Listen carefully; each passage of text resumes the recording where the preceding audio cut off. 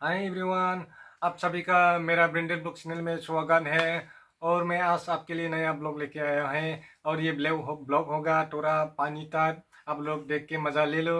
और हाँ, वीडियो को स्टार्ट करने से मैं आप सभी से रिक्वेस्ट करता हूँ, आप लोग मेरे चैनल पर अभी नया है तो आप लोग मेरे चैनल को सब्सक्राइब करो, बेल आइकन को दबाओ और लाइक कमेंट शेयर करो।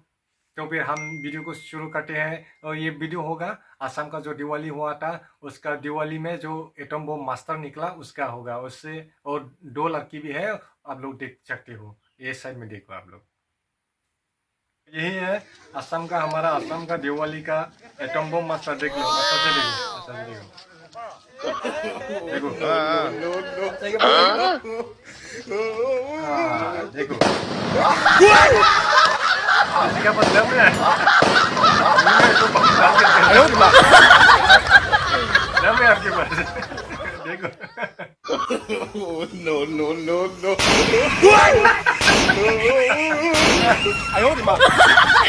आपके कान पक गया। वाह, और ये इस लड़की को देखो। No, no, no. दम दिया, पक